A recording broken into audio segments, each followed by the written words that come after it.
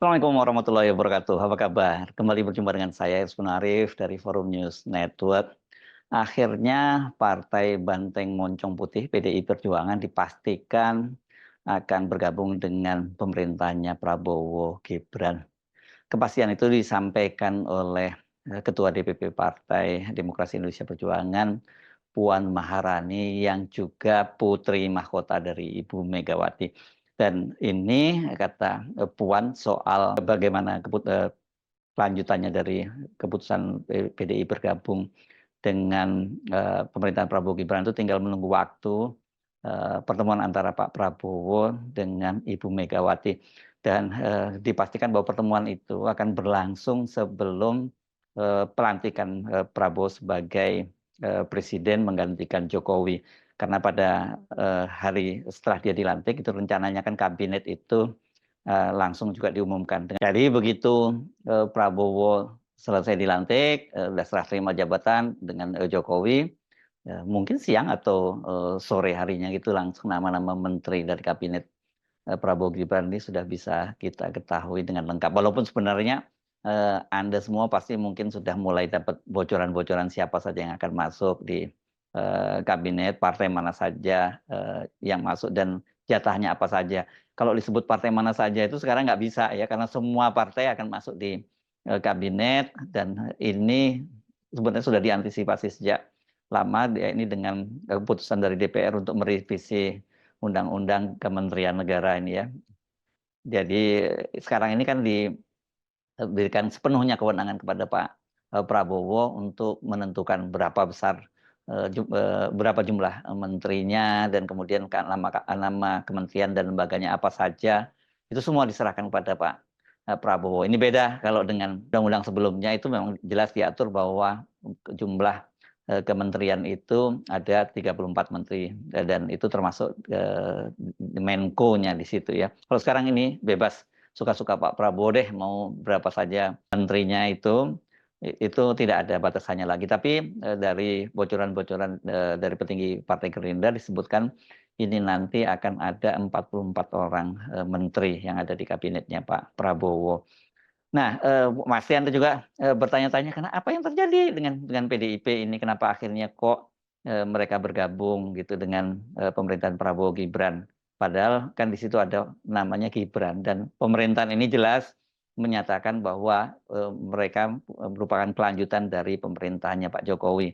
Pak Prabowo kan berkali-kali menyatakan bahwa dia tidak malu-malu menyatakan bahwa dia itu adalah timnya Pak Jokowi. Jadi ya pemerintahnya Prabowo Gibran itu adalah pemerintahan kelanjutan dari pemerintahnya Jokowi. Sejak awal sebenarnya kalau Anda mencermati langkah-langkah PDIP itu, kalau PDIP itu akhirnya gabung ke pemerintahan Prabowo Gibran itu ya nggak terlalu mengejutkan karena PDIP itu sangat terkesan sekali bahwa dia menjadi oposisi misalnya katakanlah itu oposisi setengah hati. Bukan hanya kepada Pak Prabowo dengan yang hubungannya relatif dekat ini antara Ibu Megawati dengan Pak Prabowo.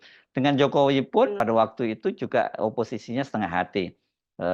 Kalau disebut oposisi tapi masih tetap dalam pemerintahannya Jokowi, tapi kalau disebut partai pendukungnya Jokowi, tapi kan pilihan-pilihan politiknya dan juga keputusan-keputusannya dalam Pilpres kemarin juga sudah berbeda dengan garis yang ambil oleh pemerintahan Jokowi. Misalnya saja menteri-menterinya Ibu Megawati itu tetap dipertahankan di kabinetnya Jokowi, sementara mereka kan dalam Pilpres kemarin itu berbeda pilihan. Megawati itu mengusung Ganjar dan Mahfud itu sebagai paslon 03, sementara Jokowi kan mengusung Prabowo dan Gibran. Ya, jadi ini memang agak ya kita sebut netralnya unik lah begitu ya, atau tepatnya oposisi setengah hati. Nah, apalagi dengan pemerintahnya Prabowo ya dipastikan buat PDIP itu mereka ngapain harus ngambil posisi oposisi dengan Pak Prabowo karena yang jadi persoalan kan buat mereka bukan Prabowo-nya tapi Jokowinya. Nah, nanti soal ada Gibran di situ itu nanti urusannya yang bisa diurus berikutnya ya, kira-kira begitu ya. Nah, soal sinyal bahwa PDIP akan bergabung dengan pemerintahan Prabowo itu sebenarnya sudah cukup lama berhembus. Tapi sinyalnya makin kuat itu setidaknya kita lihat dari 2 kali pernyataan Puan Maharani dalam kesempatan yang berbeda. Ini pertama pada hari Sabtu, 21 September. Waktu itu Puan Maharani menyatakan begini, semuanya tidak ada yang tidak mungkin. Mungkin saja, itu kata Puan Maharani di Hotel Shangri-La Jakarta hari Sabtu tanggal 21 September. Tapi pada waktu itu Puan tidak mau berbicara lebih lanjut mengenai kepastian PDIP bergabung dengan pemerintahan Prabowo. Kata dia, hal itu dapat diketahui setelah pertemuan Megawati dan Prabowo terjadi. Nanti ya setelah pertemuan gitu kata Puan. Tapi ini sebenarnya udah mulai konkret ya karena dia menyatakan ada pertemuan. Kemudian yang lebih konkret lagi itu kemarin hari Selasa tanggal 24 September 2024 ya. Puan kembali menyatakan memberi sinyal. Tapi kalau sekali ini menurut saya udah bukan sinyal, ini udah boleh dibilang merupakan kepastian akan bergabung. Insya Allah kata dia ketika ditanya apakah betul jadi merapat ke pemerintahannya Prabowo. Tidak ada yang tidak mungkin, kalimatnya begitu. Tapi yang sekarang ini kan lebih tegas gitu ya. Ini dia menyatakannya di Komplek Parlemen Jakarta. Bahkan kali ini Puan itu malah menyatakan bahwa mereka itu selalu berkomunikasi. Maksudnya PDIP dengan Prabowo itu. Dari sejak selesai pemilu bahkan selalu berkomunikasi kata Puan. Jadi kata Puan ini perwakilan dari PDIP itu sudah berkali-kali bertemu langsung dengan Prabowo. Dan pertemuan itu dilakukan usai Pilpres. Saya sudah berkali-kali bertemu dengan Pak Prabowo, kata Puan. Sementara terkait rencana Ketua Umum PDIP Megawati Soekarno Putri bertemu dengan Prabowo, itu kata Puan akan segera terlaksana. Nah, nanti dalam waktu yang secepat-cepatnya dengan waktu yang tepat-tepatnya. Makanya saya tadi menyebutnya ini ya akan terjadi sebelum pelantikan Prabowo menjadi presiden. Sekarang ini kan hari ini maksud saya ini sudah tanggal 25. Sementara pelantikan itu ini 25 September, pelantikan nanti 20 Oktober. Nggak sampai 1 bulan ya, tinggal hitungannya berapa jadi yang mungkin tinggal 3 pekan lagi lah Pak Prabowo itu akan jadi presiden Republik Indonesia. Dan jangan lupa ya, didampingi oleh Gibran. Masalah Anda nanti mau masang fotonya cuma Prabowo saja tanpa Gibran itu urusan Anda. Sinyal bahwa akan bergabung dengan pemerintahan Prabowo itu bahkan jauh-jauh hari sebelumnya itu ya sudah disampaikan sendiri oleh Megawati. Kalau kita cermati ya sebenarnya memang kalau kita menyimak pidatonya Ibu Megawati itu kan harus sabar ya. Itu biasanya pidatonya panjang dan poin-poinnya atau pointers yang paling penting dari pernyataan Ibu Megawati itu kan berserak-serak biasanya gitu. Ada di bagian awal, ada di bagian tengah, ada di bagian belakang. Jadi perlu sabar. Tapi setidaknya ketika melakukan penutupan Rakernas 5 PDIP di Ancol, Jakarta tanggal 26 Mei 2024 itu sebenarnya Ibu Megawati sudah memberikan sinyal semacam itu ya. Dia waktu itu sambil bercanda dia menyatakan begini, lah ini kan juga sikap politik partai berada di dalam atau di luar pemerintahan. Loh iya, loh kok enak wae kata dia gitu ya. Kalau menit ini saya ngomong kan harus dihitung secara politik. Itu sebenarnya merupakan respon dari media ya. Ini kelihatannya Bu Megawati coba perhatikan kalau dia bicara dalam berbagai forum pasti selalu aja media yang jadi bulan-bulanan atau media yang jadi dibully begitu ya. Aku sarapan gitu kan, aku bilang, enak aja ya dong, gua mainin dulu." Nah itu waktu itu kemudian jadi banyak judul berita ketika Bu Megawati menyatakan, "Gua mainin dulu dong." Ini maksudnya yang dimainin adalah wartawan gitu, karena wartawan yang selalu mendesak dia untuk ditanya-tanya bagaimana ini keputusan PDIP setelah Pilpres, apakah akan bergabung dengan pemerintahannya Prabowo atau tidak, misalnya gitu. Bahkan itu pertanyaan itu juga sebelumnya sudah jauh-jauh hari disampaikan. Nah, sekarang pertanyaannya bagaimana dengan Pak Jokowi? Bagaimana nanti posisinya Pak Jokowi dan juga pertanyaannya bagaimana dengan posisinya Gibran? Karena kita tahu selama ini kan hubungan antara Ibu Megawati dan Pak Jokowi itu menegang. Dan Pak Jokowi kelihatan sekali kalau dia juga berusaha untuk menyingkirkan PDIP. Setidaknya itu kan kalau tidak menyingkirkan dia pokoknya mulai mengembosi PDIP itu. Jadi peran PDIP itu akan semakin minim di kekuasaan. Itu kan indikatornya yang jelas itu dari pernyataan Andi Wijayanto beberapa waktu yang lalu yang Pak Jokowi sebelum pemilu kemarin, sebelum pemilu dan Pilpres kan membuat 3 target. 1, menurunkan suara PDIP. Kedua, memastikan bahwa pasangan Prabowo Gibran itu menang Pilpres. Dan yang ketiga, juga memastikan PSI itu masuk ke parlemen. Dan dia waktu itu menantang bahwa nggak mungkinlah kalian itu dalam hal ini PDIP dan Ibu Megawati menang melawan Jokowi. Dari 3 war yang disampaikan oleh Jokowi itu 2 yang terbukti, yakni suara PDIP itu turun pada pemilu kali ini, nggak main-main nih sampai 18 kursi, semula PDIP punya 128 kursi, sekarang tinggal 110 kursi, dan kemudian Prabowo dan Gibran menang, dan itu berarti mengalahkan pasangan yang diusung oleh PDIP, yakni Ganjar Mahfud, yang bahkan hanya berada di peringkat ketiga, di bawah perolehan suara dari pasangan Capres dan Cawapresnya Anies dan Muhaimin. Yang gagal itu tadi cuman Kaisang ya. Bahkan kalau dalam soal Kaisang ini 2 kali Pak Jokowi gagal ya, PSI nggak masuk ke parlemen. Yang kedua Kaisang itu kan juga gagal, dia menjadi gubernur di Jakarta ataupun jadi calon wakil gubernur di Jawa Tengah, semuanya gagal. Jadi memang ini diam-diam itu ada semacam perang dingin antara Ibu Megawati dengan Jokowi begitu, dan Pak Prabowo ini kemudian hubungannya merenggang dengan Ibu Megawati ya itu sebagai konsekuensi pilihannya, karena dia kemudian memutuskan bersama dengan Pak Jokowi. Padahal kan selama ini hubungan antara Pak Prabowo dengan Ibu Megawati itu cukup hangat begitu ya. Anda pasti tentu masih ingat kan, mereka berdua juga pernah jadi pasangan, Prabowo menjadi calon wakil presidennya Ibu Megawati. Dalam kasus ini, dalam rencana PDIP bergabung itu, ketika ditanya oleh wartawan, ini ketika Jokowi bertemu dengan Pak SBY beberapa hari yang lalu, itu dia menolak menjawab secara langsung, dan dia menyatakan bahwa soal PDIP masuk ke kabinet itu, kata Pak Jokowi, itu menjadi prerogatif dari Pak Prabowo. Ini pertanyaan ini tentu saja sangat menarik dan interpretatif kan. Selama ini kita tahu bahwa ada upaya atau cawe-cawe dari Pak Jokowi untuk terus mengendalikan pemerintahnya Pak Prabowo. Bahkan sinyal itu sudah jauh-jauh hari kan disampaikan oleh Ketua Dewan Pembina Partai Solidaritas Indonesia, Jeffrey Giovanni, yang pada waktu itu dia mengusulkan agar Pak Jokowi itu menjadi ketua koalisi partai-partai pendukungnya Prabowo Gibran.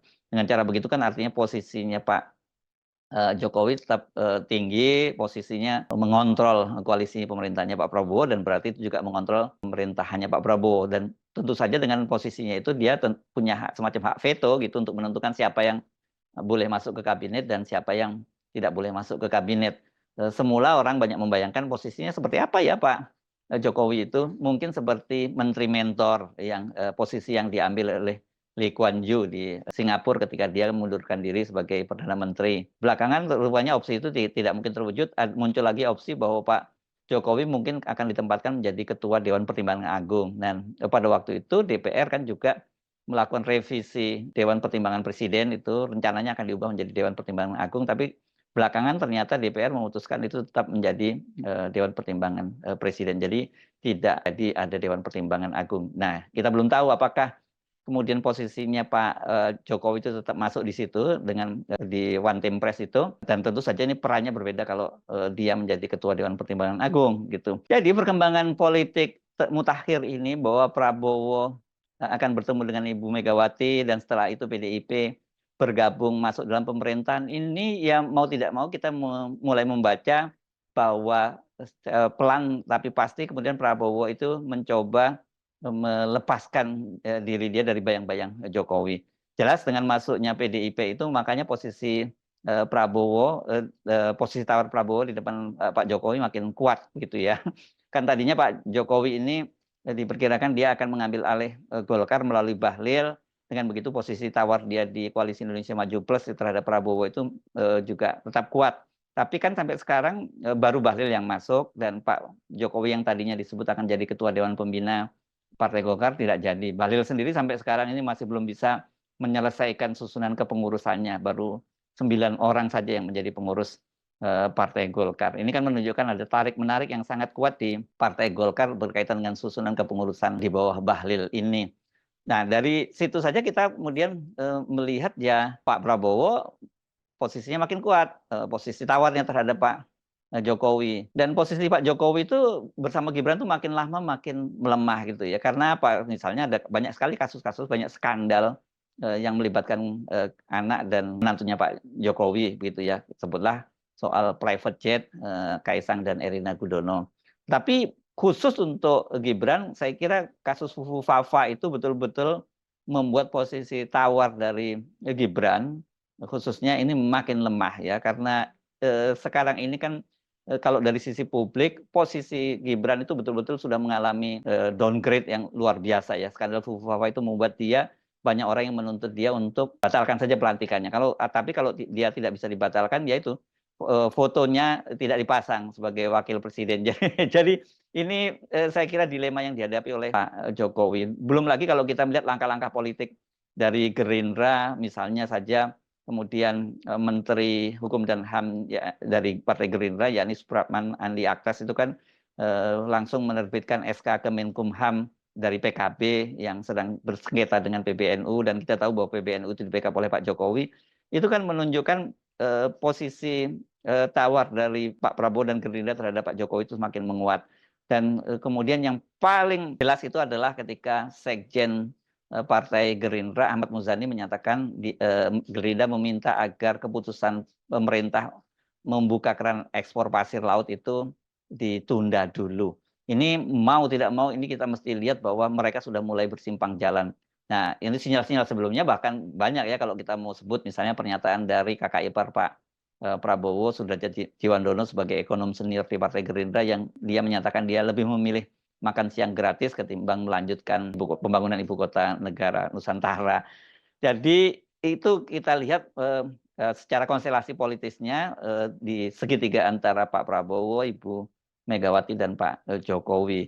Jadi kalau sekarang Pak Prabowo menarik Ibu Megawati ke pemerintahan, yaitu dia dalam rangka memperkuat posisi tawarnya dengan Pak Jokowi. Kalau gitu pertanyaannya, apa kepentingannya PDIP sehingga kemudian mereka memutuskan untuk masuk pemerintahan Prabowo kendati di situ ada Gibran? Saya kira sebenarnya ada beberapa penjelasan. Penjelasan pertama tadi sudah saya sebutkan, hubungan antara Pak Prabowo dan Ibu Megawati itu memang cukup dekat. Yang kedua, ini saya kira memang tidak mudah ya berada di luar pemerintahan itu selama 2 periode ini.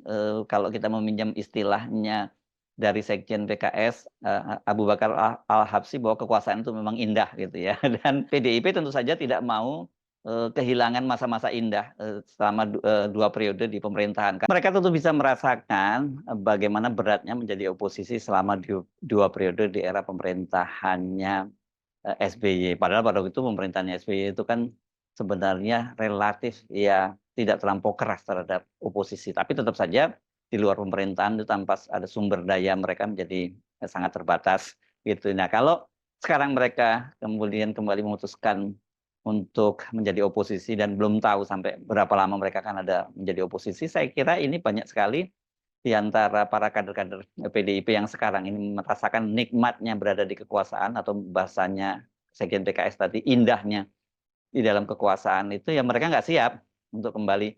Orang kalau tadinya miskin menjadi kaya itu banyak yang siap. Tapi kalau dari kaya menjadi miskin, saya kira banyak yang tidak siap. Itu alasan yang kedua. Alasan ketiga yang saya kira sekarang ini jauh lebih serius. Kita tahu banyak sekali petinggi dari PDIP itu yang terjerat kasus hukum, ya. Kita sebutlah ada kasus-kasus bansos, kemudian itu ada nama, kalau kita nyebut bansos itu ada madam bansos ya, dan termasuk juga kemarin kan nama politisi senior ini diungkit lagi oleh KPK dan rumahnya sempat digeledah, yakni Herman Heri, berkaitan dengan bansos. Kemudian ada kasus Mbak Ita, ini wali kota Semarang, dan jangan lupa juga ada kasus BTS, karena di situ kan disebut-sebut nama dari suami Puan Maharani juga terlibat dalam kasus BTS itu. Dan belum lagi kasus Hasto dengan Harun Masiku yang kembali diungkit oleh KPK. Jadi mereka merasakan bahwa kalau berada di luar kekuasaan itu, bagaimana kemudian pemerintah itu bisa dengan mudah memainkan aparat penegak hukum untuk menekan mereka. Persoalannya ya ini bukan kriminalisasi, tapi memang fakta-fakta hukumnya ada. Jadi tampaknya mereka nggak siap kalau harus mengalami situasi semacam itu, karena memang kita tahu di eranya Pak Jokowi itu kasus-kasus hukum itu kan dijadikan sandera baik buat lawan maupun kawan ya. Kalau mereka tadinya kawan itu tetap aman saja walaupun ada kasus hukum, tapi begitu mereka misalnya mulai berkhianat, ya itu langsung dikerjai. Salah satunya PDI pernah merasakan semacam itu. Nah, mereka tentu khawatir hal serupa terulang lagi. Jadi memang berat untuk berada di kubu koalisi. Jadi ketika ada tawaran untuk bergabung, misalnya, ya mereka tentu dengan senang hati akan masuk. Prabowo sendiri kan sejak awal menyatakan bahwa dia tidak ingin ada satupun yang berada di luar pemerintahan kalau bisa semua pemimpin dan elit politik itu rukun dan dia menerjemahkannya itu masuk dalam pemerintahannya. Sebelumnya Prabowo sebenarnya sudah siap menyatakan bahwa kalau ada yang mau di luar pemerintahan, dia menyebutnya sebagai penonton tuh jangan ganggu-ganggu gitu ya. Karena katanya pemerintahan itu akan berjuang untuk mengentaskan kemiskinan rakyat karena itu dia tidak mau diganggu. Nah, ini kepentingan-kepentingan ini saya kira bertemu, kepentingan Pak Prabowo yang ingin agar pemerintahannya itu stabil, tidak diganggu-ganggu dengan merangkul semua kekuatan partai politik di pemerintahan. Sementara dari PDIP, kelihatannya sekarang ini era-era sekarang ini elit PDIP itu tidak setangguh Ibu Megawati yang bersedia menjadi, bukan hanya bersedia ya, tapi betul-betul berani menjadi oposisi sepanjang Orde Baru. Sekarang ini mereka generasi yang baru ini, generasi di bawah Ibu Megawati itu tampaknya sudah terbiasa menikmati kekuasaan, jadi mereka tidak cukup siap untuk berada di luar kekuasaan. Yang jadi persoalan kan ketika kemudian PDIP masuk ke dalam pemerintahannya, siapa dong yang jadi oposisi? Karena kalau di PR semua sudah partai-partai politik dikuasai oleh atau bergabung dalam pemerintahannya Prabowo Gibran, ya sebenarnya DPR itu nggak perlu ada gitu ya. Kenapa? Karena fungsinya sudah tidak ada gunanya lagi. Jadi ya sebaiknya memang kalau PDIP itu masuk dalam pemerintahan, berikutnya nggak perlu ada pemilu legislatif lah, itu menghabiskan biaya dan menimbulkan konflik di masyarakat. Pertanyaan kalau gitu gimana dong caranya di PR diisi? Ya silakan atur saja kalian, kan kalian yang punya pemerintahan, semua kalian ada di gabung pemerintahan, nanti tinggal kalian berantem sendiri ketika bagi-bagi kursi di DPR dan kami rakyat tinggal menonton saja gitu ya. Saya Arif dari Forum News Network. Sampai jumpa lagi. Wassalamualaikum warahmatullahi wabarakatuh.